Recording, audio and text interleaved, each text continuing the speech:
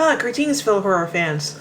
Well, a look at the Nightmare on Elm Street series now continues with the Nightmare on Elm Street Part 4, The Dream Master. In 1988, a year after the events of the previous film, Kristen, Kincaid, and Joey have been released from Weston Hills and are back to their lives as normal teenagers with their families. However, Kristen believes Freddy Krueger will come back when she dreams that she is in Freddy's old boiler room. She summons Joey and Kincaid into the dream.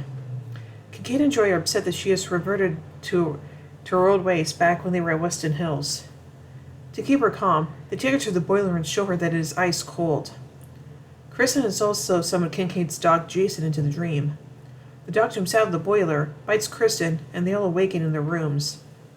The next day, Kristen meets up with her boyfriend, martial arts enthusiast Rick Johnson, and their friends, Rick's shy and quiet sister Alice, Sheila, an asthmatic genius, and Debbie, a tough girl who does not like bugs.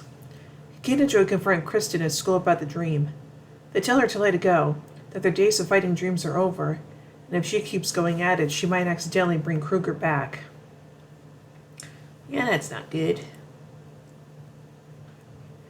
That night, Kristen stays awake to keep herself from dreaming, but Kincaid falls asleep. He awakens in a junkyard, where Freddy has been accidentally resurrected. Kincaid puts up a good fight against Freddy, but Freddy overpowers him. Kincaid screams for Kristen, but Freddy reaches him and kills him. Joey watches MTV and listens to music in his room. He begins to fall asleep and discovers a model from his poster swimming in his waterbed. Freddy jumps out of the waterbed and attempts to drown Joey. Joey screams for Kristen to help him, but Freddy stabs and kills him. At school the next day, Kristen panics when she notices that Joey and Kincaid are missing and accidentally knocks herself out as Rick attempts to calm her. Freddy tries to attack Kristen as the school nurse wakes her up. Kristen feels guilty about staying awake when she hears that Kincaid and Joey were found dead. She later tells Rick, Alice, and Alice's crush Dan Jordan about Freddy. She vows to avenge Kincaid and Joey. Kristen realizes that her mother has put sleeping pills in her dinner but falls asleep as she tries to run out of the dining room. Kristen starts to dream. Freddy overcomes her attempts to repel him and forces her back to his home. Since Kristen is the last of the Elm Street children still alive, Freddy goes Kristen to summoning one of her friends into the dream, so his fun can begin anew. She calls Alice into her dream, and Freddy throws Kristen into his boiler, but before she dies, Kristen gives Alice her dream power. Alice wakes up with a sense that something is wrong and takes Rick to Kristen's house. When they get there, they see that Kristen's bedroom is on fire with her in it. Later, Alice falls asleep during class and inadvertently brings Sheila into her dream. Freddy kills Sheila and makes it look like an asthma attack. Rick starts to believe Alice, but the following day, he has a dream where an invisible Freddy attacks him in a martial arts dojo. Rick fights him and manages to knock his knife glove off. However, the glove levitates and stabs him, killing him. With each death, Alice changes. She gains the abilities and personalities of her dead friends. She makes plans with Debbie and Dan to fight and kill Freddy together, but when her father comes in, Alice falls asleep. Through Alice, Freddy's dog Debbie transforms her into a cockroach and crushes her in a roach motel. Using Debbie's temper, Alice tries to ram Freddy but collides with a tree in reality, injuring Dan. As Dan is rushed into surgery, Alice returns home and readies herself to join him and face Freddy. In a dream, Alice rescues Dan, and the two find themselves in an old church. Dan gets injured in the dream and promises surgeons to wake him up. Alice now has to face Freddy alone. Freddy has the upper hand due to his experience, but she uses her friend's dream powers against him. When he is about to win, Alice remembers a nursery rhyme called the Dream Master. She recites it and forces Freddy to face his own reflection, which causes the souls within him to revolt. This dream tears Freddy apart. Alice's friends' souls are released and leave Freddy as a hollow husk. Months later, Dan and Alice are on a day when Dan tosses a coin into a fountain.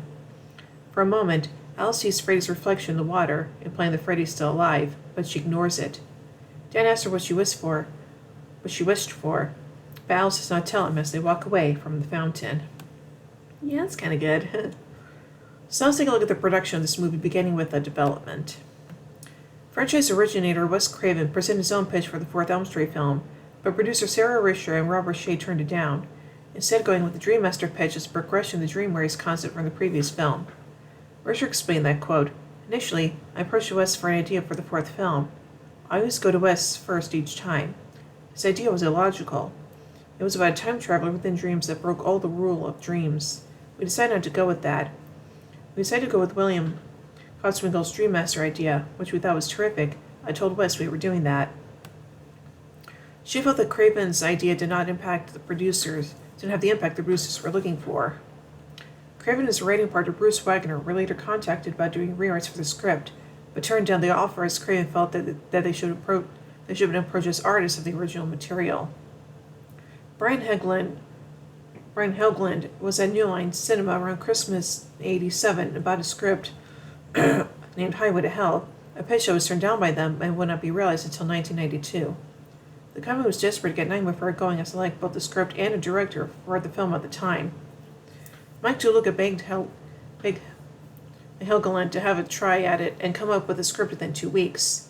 He went to his parents' house to finish the script within 9 days, sending it to New Line Cinema with FedEx.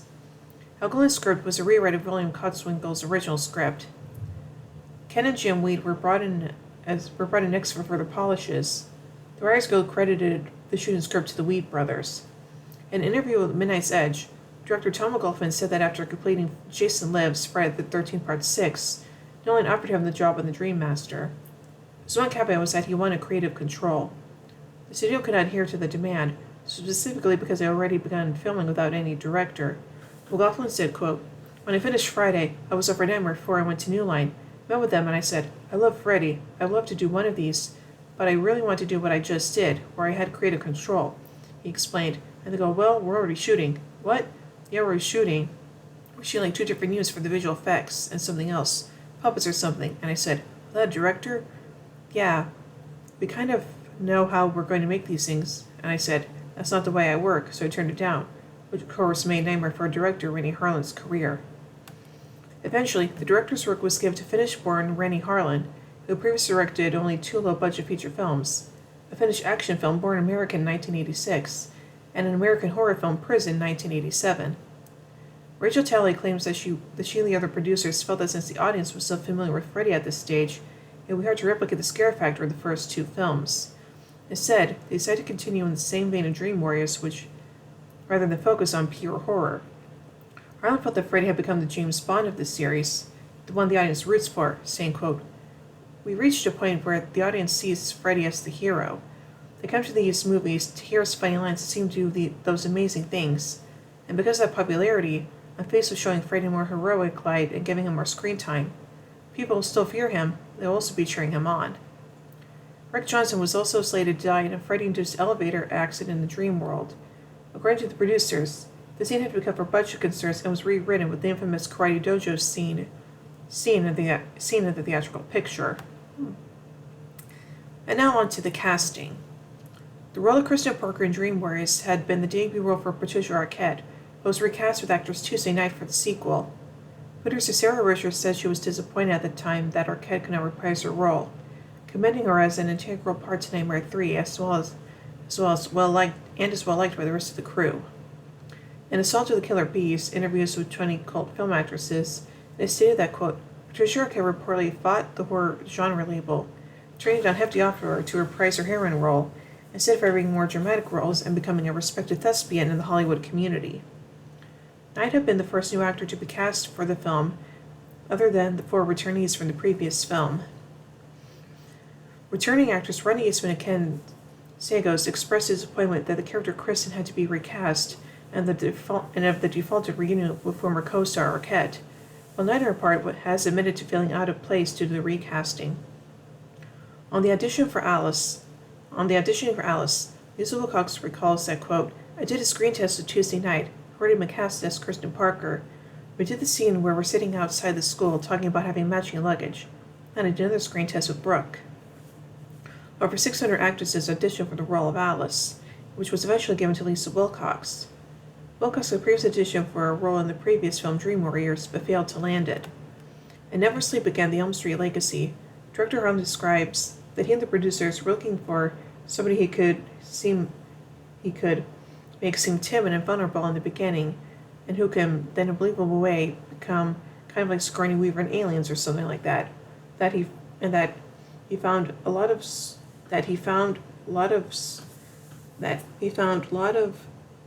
sort of hardcore tough chicks, but he could never believe they could be weak and vulnerable. Then he found a lot of mousy girls when they tried to be tough and strong, capable, they fell on their face. According to Wilcox, the casting directors failed to find the right actress initially, so they went through the pile of rejects that she had been put in. The reason for this first rejection, which was initially by the casting manager, was she looked too much like a cheerleader and was deemed too pretty to play the part of the introverted, mousy girl Alice started off as. Wilcox encountered by toning down her looks as much as she possibly could. I basically went to myself out. I wore no makeup, wore my worst color, which is yellow, and shut up looking like hell. The reaction, is that Lisa Wilcox? After they got over their shock, they gave me the role. Ellie Cornell has claimed that she was in line for audition. Ellie Cornell has claimed that she was in line auditioning for a lead role in the Nightmare on Elm Street franchise in 1988.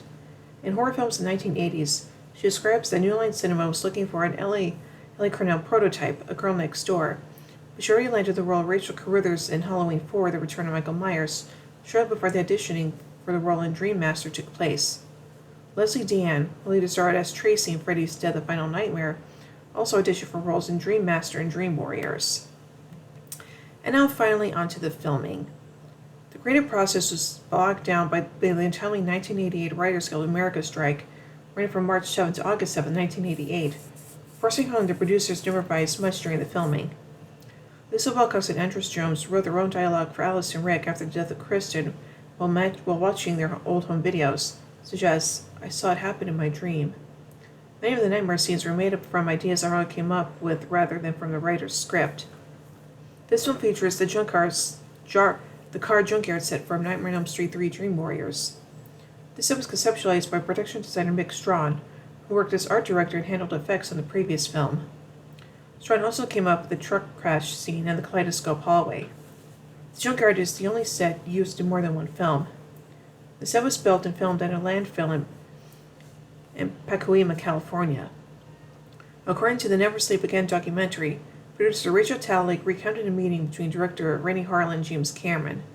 Cameron cried how Freddy was being resurrected for this film, to which Harlan replied, "A dog pisses fire."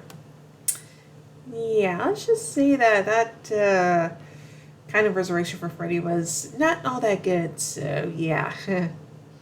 So overall, I think this movie is pretty good, and while it's not as good as the previous one, it's still got its own merits, so yeah. And of course, I do think that the recasting of Kristen was okay. I thought that Tuesday Night was alright, but in my opinion, Lisa Wilcox definitely makes this movie what it is, so yeah. So overall, I give A Nightmare on Elm Street 4, The Dream Master, 4 Claw Gloves out of 5. But anyway, tune in tomorrow as we take a look at the next film in the series, A Nightmare on Elm Street 5, The Dream Child. So, until then, remember everyone, 1, 2, Freddy's coming for you.